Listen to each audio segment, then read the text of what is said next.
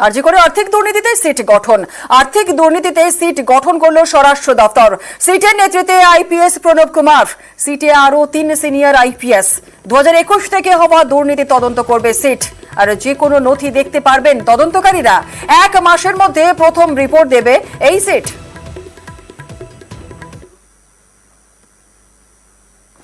আরজি কর নিয়ে রাজ্য তোলপাড়। তৃণমূলের নেতারাও এই নিয়ে সরব হয়েছেন। তাঁদের গলায় নানা সুর।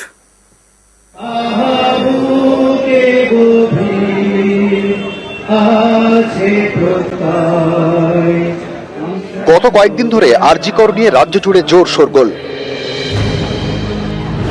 আরজি করের ঘটনা শাসক শিবিরের অন্দরেও ঝড় তুলেছে। একের পর এক তৃণমূল নেতা মুখ খুলেছেন। তাদের গলায় নানা সুর। নিশ্চয়ই একটা ঘটনা অত্যন্ত দুঃখের। এটা আমার মেয়ের সাথে হতে পারত। আমার মেয়েও ডাক্তার। সিবিআই তদন্ত করছে, দোষীদের কঠোরতম শাস্তি হোক, ধনঞ্জয়ের মতন শাস্তি হোক, এটা আমরা সবাই চাই। আরজি কর হাসপাতালে যে ঘটনা ঘটেছে সেই ঘটনাকে আমরা সবাই মিলে তীব্রভাবে নিন্দা করেছি।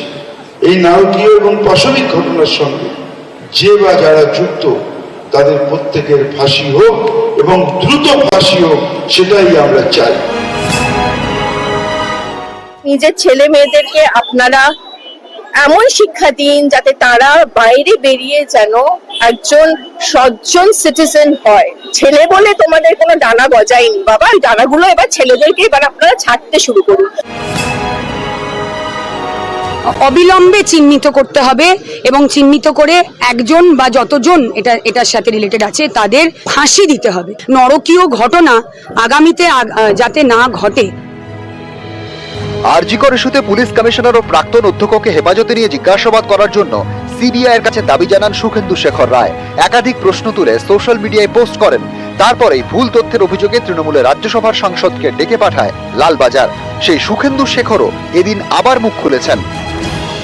এই আন্দোলনকে দেখে সবারই শিক্ষা দেওয়া উচিত যে যদি কোথাও অত্যাচার হয়, যদি কেউ সেই অত্যাচারকে যদি অন্য মুখে ঘুরিয়ে দেওয়ার চেষ্টা করে, তার বিরুদ্ধে কিভাবে বিক্ষোভ হতে পারে তার একটা নমুনা আমরা সম্প্রতি দেখছি। এরা কি বলছে? মমতা বন্দ্যোপাধ্যায় রিজাইন করো, তার গায়ে কালি লাগানোর চেষ্টা করবে না, হাতটা মুচড়ে দেবে, তৃণমূল করবে না।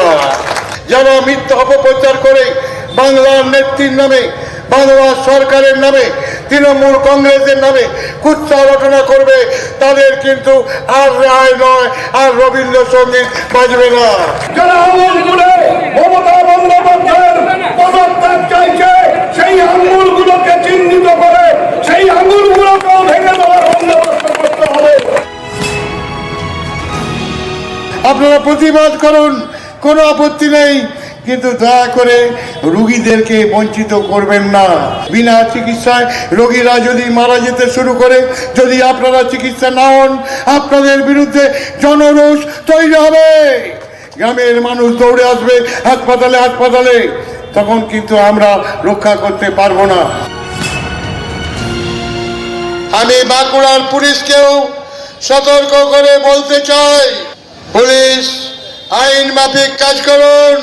ব্যাঙের মুখে চুম, সাপের মুখে চুম। বিজেপিকেও তোলাবেন, সিপিএমকেও আপনি সাহায্য করবেন, মিটিং মিছিল করার সুযোগ করে দেবেন। এটা বেশি দিন চলবে না। কোনো সময় গ্রামের মহিলারা আন্দোলনে নামে, তারা মদের ঠেক ভেঙে দেন, তারা জুয়োর ঠেক ভেঙে দেওয়ার জন্য ঝাঁটা নিয়ে মিছিল করেন, কিন্তু মদের ঠেক ভাঙার জন্য কোন জিন্স পরা মহিলাকে দেখিনি। আমি কোনোদিনও বয়কট চুল আনা কোনো মহিলাকে দেখিনি, কারণ ওটার মধ্যে ঠিক আবেগটা আসে।